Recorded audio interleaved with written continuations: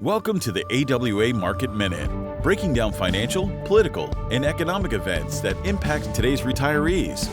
Our investment committee performs hours of research and market analysis every month so that we can share simple summaries with our clients in 30 minutes or less. Featuring top industry experts who share insights on important topics so that our clients can gain understanding and peace of mind on their journey to and through retirement. And now your hosts, Chief Investment Officer Scott Hoxer and Founder and CEO Paul Coles.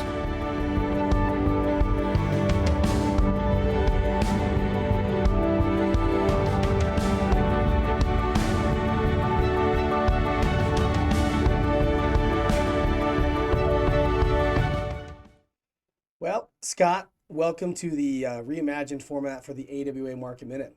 Yeah, fun to kick off 2025 with some market commentary and a brand new format. Yeah, as we went through the break, you and I had a lot of great conversations about the best way to deliver this, this show, this creation that we've had over the last several years, and we continue to try to make it better and a better format for our clients. And one of the things that I wrestled with a lot was, I want to make sure that we're maximizing each of our kind of core competencies and strengths as we deliver this information to our audience. And I think for you, it's obvious, the depth that you have of industry knowledge, the master's in finance degree, the decades of experience in our industry, the time you spent working at the highest levels of Goldman Sachs, having that kind of financial acumen and delivering that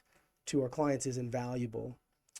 But for me, it's more understanding the psychology and kind of money and retirement and how people think, and having the ability to break down fairly complex topics in a way that are more bite-sized and digestible and easy for people to understand, and it gives them kind of this takeaway. Like, I can take that and apply it and learn from it and do something with it. And I think that's super important, right? Like, we're in an industry that's filled with jargon, that's filled with a lot of nuance, and I think it's something where it merits, that approach to help people have a grasp of it. Both, right? Yeah. And that's the beauty of what I think you and I can provide in this format is I think both are super critical.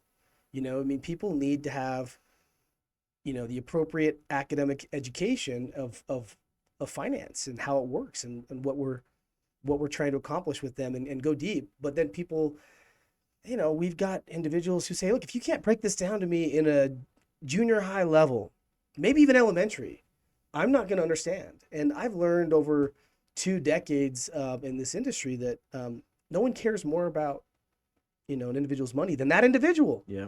And so they need to feel empowered to say, hey, I get it, I understand it, even if it's, a more elementary version of it, at least I feel that there's a takeaway opportunity, and then explain some clear applications. Yeah. Yeah, and I think what you've encapsulated, Paul, is finance is part art and part science, Totally. right? If you lean full science, there's enough human stuff in finance where it's not totally predictive, right?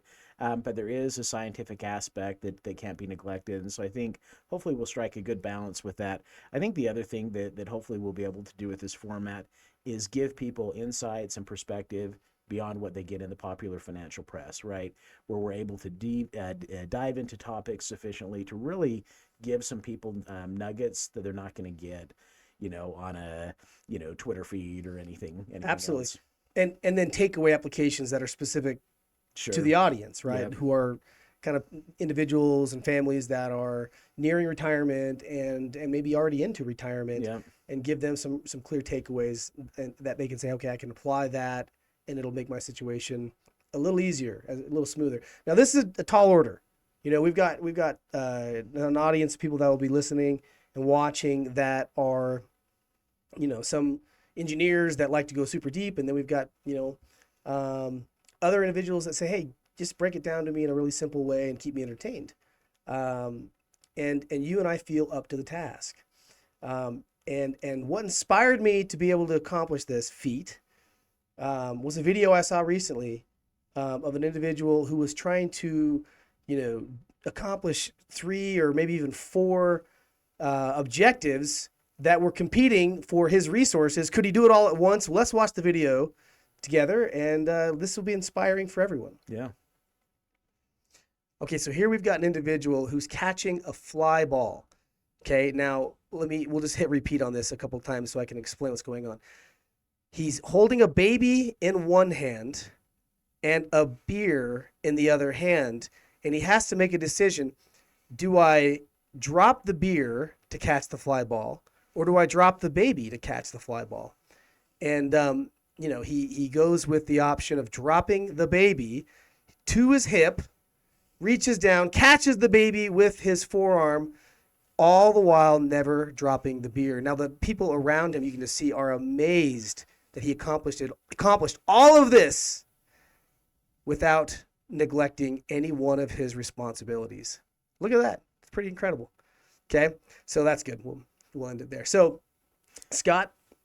Yeah, I mean, two thoughts on that. One, they should sign him up, right? Like, he should be playing left field for whoever that team is, right? And then the other one looked like he had practiced that, almost rehearsed that at home. Pretty wild. Yeah. I mean, I don't know, if his wife was throwing a ball at him, saying, "Hey, let's get this down." In one of the comments I read as I was watching this video, it said, "Good thing he didn't drop the baby. That would have been a difficult story to explain to your friends why you got divorced." All right. So, let's dive in. Yeah. Why don't we start out by talking a little about a declining rate environment? And I think we can share a graph on this subject. Yeah. So what we're looking at right here is interest rate probabilities going forward. So just to set the table here, the Federal Reserve sets some baseline interest rates for the overall economy. The Fed funds rate is the most common one. That is currently between 4.25% and 4.5%. And what this chart shows is for a given meeting of the Federal Reserve, the probability associated with where rates are going to be. And so you can see for the meeting next week, literally a week from today, there's a 88.8% chance of rates staying the same. Those percentages have actually ticked a little bit higher, and it's closer to 95% as of this moment. But high likelihood, no rate relief in the first quarter or two of the year. But then back half of the year, we're probably looking at 1 to 2 interest rate cuts. So it'd be between 0.25, 0.5. As the Fed lowers those rates, they trickle into other parts of the economy, potentially into mortgage rates, potentially into auto loan rates, into savings rate, the flip side of that. So a declining rate environment, generally speaking, is good for the economy. I will say the rate declines that we're going to see will probably be pretty modest in nature. All right, so I'm going to break this down then, make sure I got it, and make sure everybody else at home has it. Interest rates today, if you look at the top right of that screen, 4.25 to 4.5, those could be put in percentage points of 4.25% to 4.5%. The column over from there is 4% to 4.25%, right? So those would be the interest rates that we're looking at. And then we're suggesting, based on how is this information gathered? So these are people that are putting money based on what these potential outcomes are. Yeah, and I think a lot of people are familiar with like Vegas betting averages, right? During the presidential election, some Right. of those betting averages, were followed closely. This is, I would say, somewhat similar to this. So Yep. what's happening is big institutional players with billions of dollars are making bets on directions for interest rate, and they're putting their money where their mouth is. So they're actually making bets on where interest rates will be. So this is pretty predictive as far as the path of interest rates. Perfect. Okay, so this is the equivalent of making an informed decision on a sporting event outcome based on looking at Vegas lines. Right. Okay, perfect. So if I'm following that, then we're saying, like you said, interest rates are today between 4.25 and 4.5, and there's a very, very, very high probability in January that nothing changes. Correct. But when they meet again in March, that probability drops, that things won't change, and it starts to go higher, that things will go lower. Correct. And we can follow that all the way out to the end of the year, and it's like, hey, there's a pretty high probability that we have 1, maybe even 2 rate drops. Yep. Okay, that's perfect. So here's my follow-up question. We talked a little bit about the benefits of this. Let's break down the pros and the cons of a declining rate environment, especially in the context of a family who is either approaching retirement or is already retired. So let's first start with some of the pros. Yeah, so some of the pros are lower borrowing rates, right? If you purchased a home when rates were at their peak, there's probably going to be a little bit of relief there. I think the emphasis on a little bit of relief. I don't know there will be a lot, but if you can save some money refinancing or things along those lines, there's probably some opportunity there. So Auto so loan okay, so rates, I borrowed money for a second home. 5 years ago, 4 years ago. In theory, we're starting to get closer. Maybe not totally there yet, but we're starting to get closer to the idea that, hey, I could refinance in the not too distant future and maybe save myself a couple $100 or even more a month on my loan. Yeah, and I would say like in terms of the time frame, 2022, 2023 is when rates were, really really cresting. And so I think if that was kind of the time frame, that you were taking out some financing, there might be some opportunities for better rates as far as that goes. Right. Yeah. Auto loans. I've got a new car I wanted to buy. I've been putting it off because I can't stomach the idea of borrowing money at 7% to buy a car.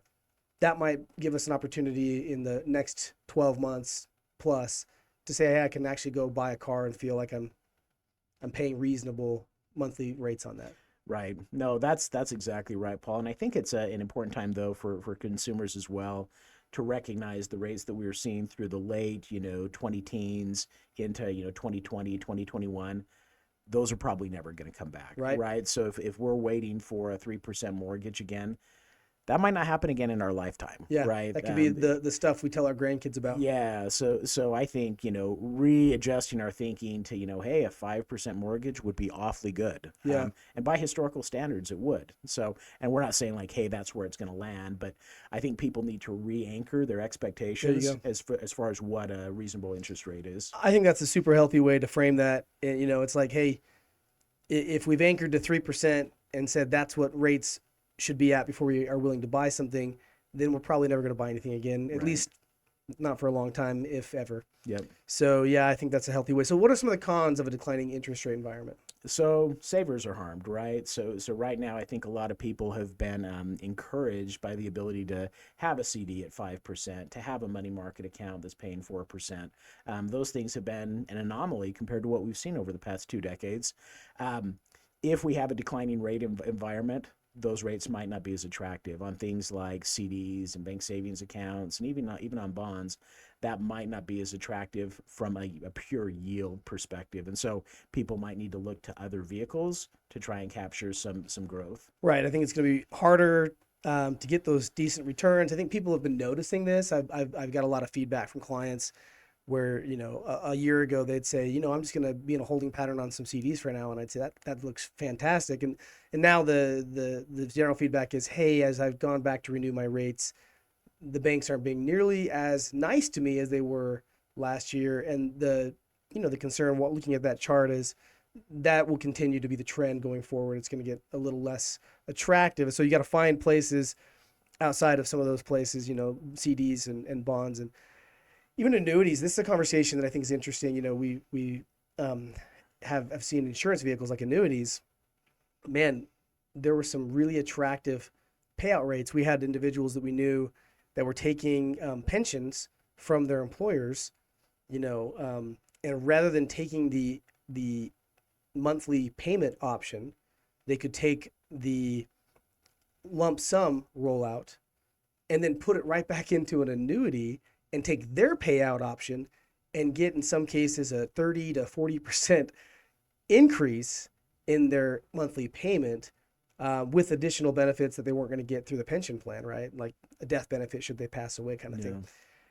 I mean, that was a pretty incredible opportunity. And I wonder if the window for that is starting to close. Yeah. It might be where, the scenario you've described, that might be more of a push in the future rather than an obvious, like, hey, it's better opportunity to do what you've described. Yeah.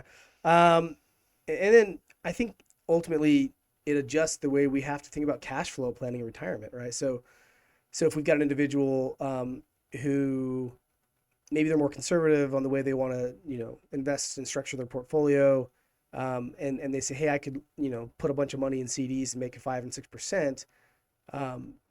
And so when we have market volatility, there's less concern they can take withdrawals out of high yielding CDs. But if that goes away, they have to be far more vigilant about how they structure those planning concepts. And I think it really leans into the idea, Scott, of smart withdrawals, which is, a super critical planning concept that we always teach our clients.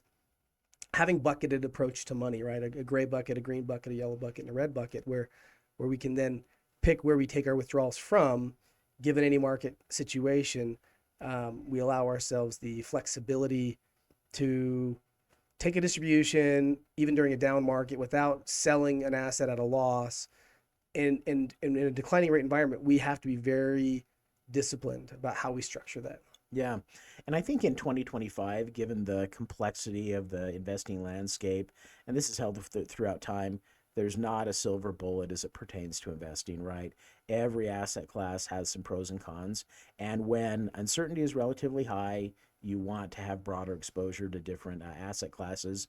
And with the complexity of 2025, I would say having a abundance of different asset classes is important, and then being strategic about how much you place in each bucket, and when you take money out, which bucket you're pulling from. Yeah, I mean, in our investment meeting recently, you pulled up that Callan chart that showed all the different asset classes and how often they repeat, at the top performer spot year over year over year. And the answer is very rarely do you see a particular asset class repeat at the top of the chart. Yeah. It's almost always like the best option in every year would be to diversify the portfolio, right? Instead of trying to guess how that goes. Let's shift gears a little bit, Scott. I want to talk about, the improving sentiment of the market. Let's show another graph of that. So regarding the improving sentiment of the market, what am I looking at here? Yeah, so this is an index where consumers are surveyed to basically say, how are you feeling about things? Are you optimistic? Are you pessimistic? What are you looking to make big ticket purchases? Those types of things. And you can see leading up to the pandemic, consumer sentiment was at a pretty high level. And then with the pandemic, that crashed. We had a little bit of intra-pandemic recovery. Fell significantly in 2022 as interest rates exploded and as inflation spiked. And you can see the trough kind of mid-2022. And coincidentally, that's about the time markets started to recover a little bit. And so through early part of 2024, sentiment went up. Mid-2024, it had dipped back down. Since, kind of mid-2024 onwards, sentiment has ticked back up. And sentiment is a good thing to see as a stock market investor, right? As people feel optimistic, they feel more comfortable moving money from the sidelines into the market. They feel more comfortable making bigger ticket purchases, taking a bigger bet on the future. And that creates this positive feedback loop where it's, hey, people buy big ticket items, the company's selling big ticket items, employ more people, make more profit, and then that passes on to stockholders. And then stockholders benefit from something called the wealth effect, which means, hey, I feel like my 401k is high, feel like my home value is high, I feel more confident spending more money, and we create these positive feedback loops, which are awesome. Yeah. All right, so my understanding, and correct me, Scott, is that a lot of the information used to create this this chart is survey driven, right? So they'll go out and they'll survey in a scientific form. They'll survey people and collect data, and it's used, like you said, as an economic indicator, so we can kind of generally gauge kind of how things are feeling based on consumer sentiment as an economic indicator. But it's also often used to inform policymaking, politically and business strategy. And obviously it appears to be trending in the right direction, and there's forecasting from, I think this was a Goldman chart here. I forget exactly where this was. This may have been the University of Michigan one. There's several different consumer sentiment but they're ones. showing, a forecasting of things improving. And so one thing that, Warren Buffett said, I'm trying to reconcile these two things here, is Warren Buffett said, be fearful when others are greedy and greedy when others are fearful. How should a retiree, who's investing in their 401k view this? Is this saying, hey, can't miss, everything's working? Or should they say, hey, there's too much optimism going on out there?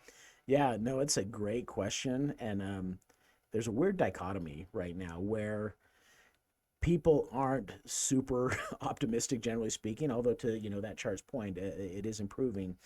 But I would say with respect to equities and with stocks, there is quite a bit of euphoria there. So there's a weird dynamic where, on the one hand, if you ask people, how do you feel about the future of things? You're probably going to be greeted with pessimism by a fair number of people, Yeah, right? yeah. But then if you ask people investing, how do you feel about stocks, particularly a lot of the new entrants to the stock market, they feel like it's a can't miss type proposition, right? And so you have that weird dichotomy where on the one hand, there's pessimism, but within the market specific, there is some exuberance there that I worry about a little bit. We look at price to earnings ratios, and those have been ticking high. They're not certainly like 1999 levels, but they are elevated. The analogy I use is if you go into your doctor and your doctor takes your blood pressure and says, hey, you don't need blood pressure meds, but it is elevated. It is something to watch. That's where the stock market's at today. Okay, so let's break down a couple of those ideas. So the price to earnings. So if a stock is selling on a market, right, the publicly traded market, the stock's saying, hey, it's selling for $100. That's how much it costs me to buy a share of that stock. But the earnings of that stock, right, are generating X.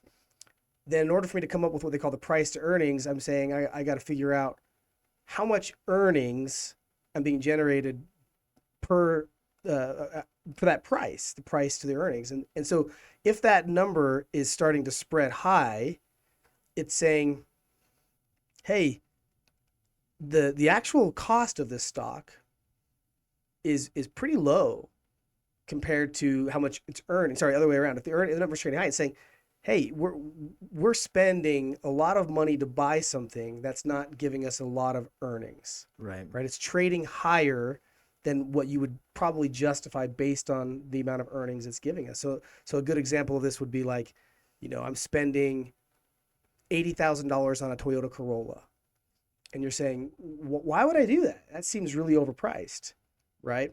But the price to earnings are spreading too wide, and people are saying, yeah, it might be overpriced. And so your point is, we're starting to see some PE ratios going high. Yeah. I mean, another proxy is like price per square foot in the real estate industry, Yeah, right? Where if it's like, hey, looking to buy a building or a home and the price to square foot is really high, that might not be a super attractive entry point. And I think we're seeing a similar dynamic with stocks. And to be clear, like, stocks are always a good long-term investment, and we can't be too discriminating about our entry points. But I think it is something to be aware of. Well, let's look at another slide on this subject. So this was the Goldman Sachs one here. Explain kind of what this is meaning, and especially in the context of what we're talking about right now. Yeah, so just to kind of zoom out, so the S&P 500 is the most widely recognized stock market index, and so the constituent companies of that index, there's 500 of the largest companies in the United States, and this is looking at how much those companies have earned over time and tracks that over time. And an important thing to note, stock prices correlate strongly with earnings over time. And so you can see over time, you can see, post-financial crisis in 2008, big dip in earnings. You can see with the pandemic, big dip in earnings. You can see with 2022, with the rising interest rates and slowing economy, you can see a dip in earnings there. But you can see from mid-2022 onward, earnings have surged. And so stock markets have done well from kind of mid-2022 onwards. And it's not all just kind of like pie in the sky stuff. There is fundamental earnings support that's helped drive that market growth. And if you look at the dotted lines carrying forward, those are forecast earnings, and earnings are forecast to continue to do extremely well. We're seeing things like AI have tremendous impact on how companies are doing because there's more efficiency. You can do more with less. We have a relatively low unemployment rate. It's a good time to be, within corporate America, and that bodes well for stocks. So this is where I wanted to go, because I wanted to kind of balance, that last part of the conversation where we have like potentially, high PE ratios, which is inherently problematic. That says, okay, are we spending too much on something? Is the value of that thing actually worth what people are telling us it is? People have this conversation on real estate, oh, I there's no way it's worth $300 a square foot, right? Whatever. I'll wait for it to be worth $200 a square foot. But the problem is, if earnings continue to go up and the market is correlated, like the value of the market's correlated with those earnings, and that chart that we just looked at suggests an upwards of 90% correlation between, the value of the S&P and the earnings of our corporations. Maybe we, like we said earlier, maybe we need to re-anchor our thinking, and yeah, we need to be cautious about, widening PE ratios, but it's probably okay to recognize earnings are strong, which in some regard makes you feel a little bit safer about saying, hey, it's okay to go buy that home at that price per foot, because that might be the value of that home. Yeah. Yeah. And is that fair to frame it that way? Absolutely. Absolutely. And as you were walking through that, Paul, I thought of, kind of another example. So we're just north of Salt Lake City, Utah. We're kind of in the greater like Salt Lake metro area is kind of where I'd say we're located at.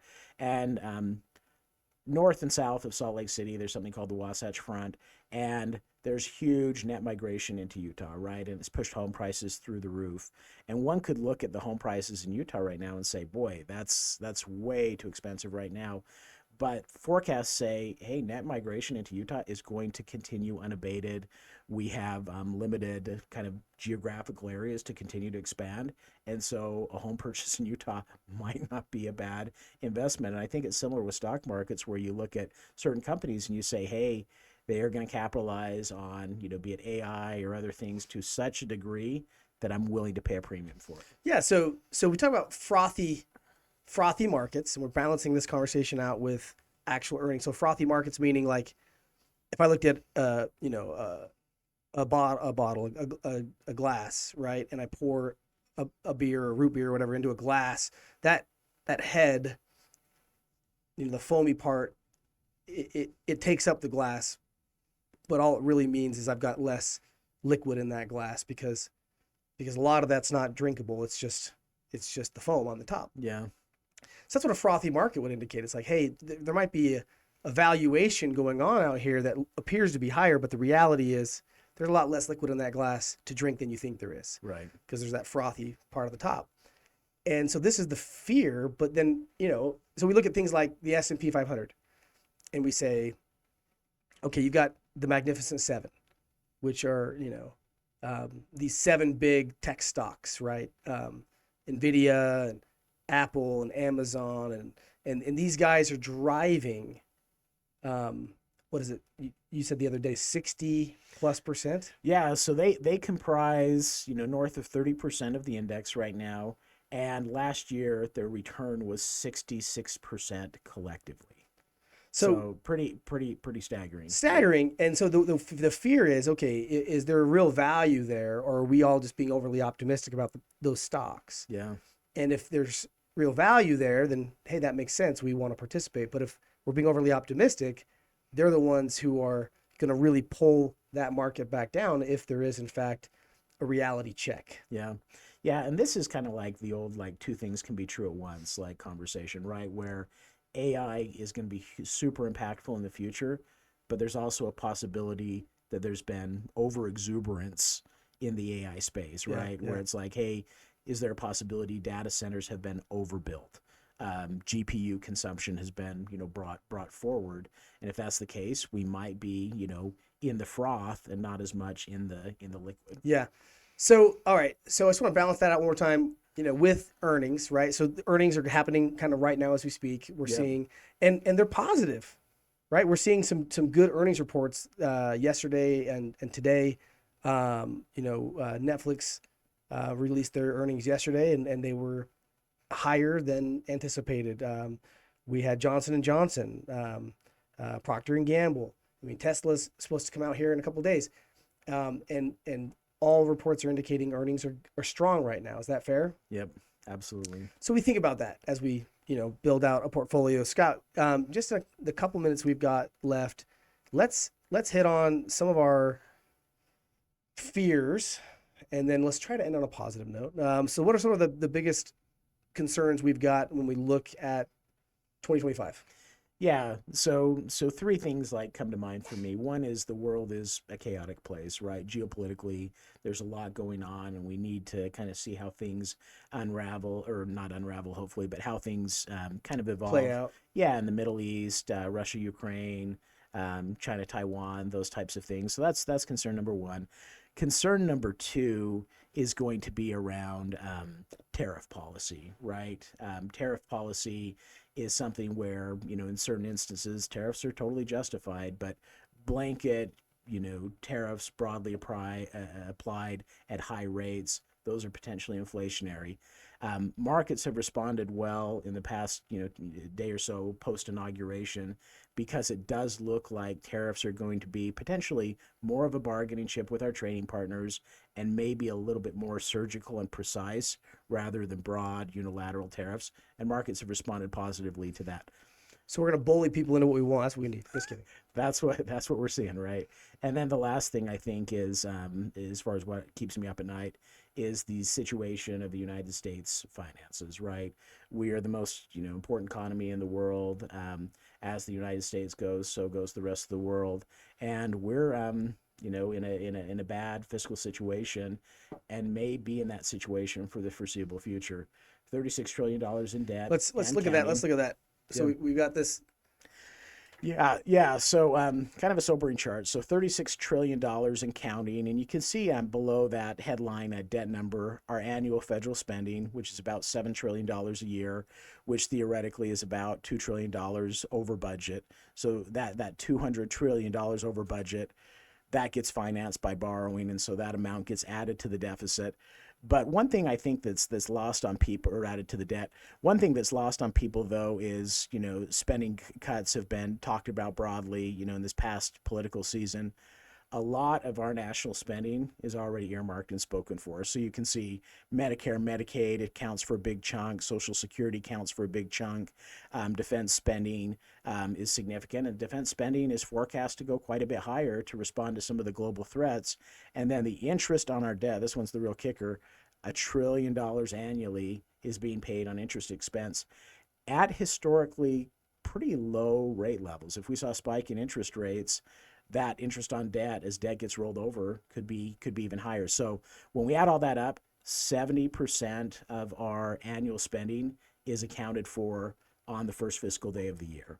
And so that means that there's probably less ability to cut spending than and have it have an impact than maybe what's been advertised. So I'll let me break that down and then give us a couple of thoughts here. So, a lot of the idea that we can kind of come back and say, hey, we're going to cut expenditures, we're going to trim back the budget, we're going to really get back in control when it comes to our out of control spending, may not be a good reality, because we've already kind of pre-spent over 70% of that money on items that we don't have any control over, or very little control over. And so it's probably going to be somewhat, trimming budgets on the margins, but nothing significant. Is that a fair way to say that? Yeah, I think, cuts we see might be more, kind of symbolic in nature as far as that goes, because neither party has shown an appetite to address, those four categories in a meaningful way. Yeah, we're gonna take away your Social Security. That's not Right. That's not a conversation Yeah. that anybody has. We're gonna take away your Medicare, and they obviously can't do much about the interest rate on that. So one way, Scott, let me ask if this is a fair way to think about this. One way I often think about this is, anytime you get into a large corporation that continues to grow and they take on, capital or financing in order to help with that growth, so long as the financing and capital they take on in relationship to the assets of the company, which are continuing to grow, is an appropriate debt to income ratio. Yeah.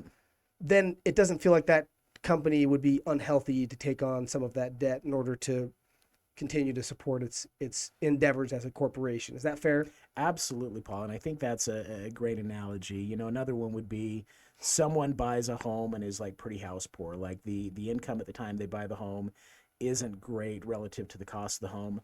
That individual gets 3 promotions. They, double their income in 4 years. All of a sudden, that debt hasn't changed, right? It's had very little delta as far as the debt. but the income is so much higher that is much more manageable. And that's our hope, right? The hope is we flip the script where in the past, 20 years, debt has been growing faster than GDP. It would be great if we could get in a scenario where GDP is growing faster than debt. Yeah. And growth is probably our best path out of this conundrum. And I think that we talked a little bit today about like re-anchoring, right? Just the idea that like we're not going to necessarily like get out of debt as a nation. That may not be our future ever. Right.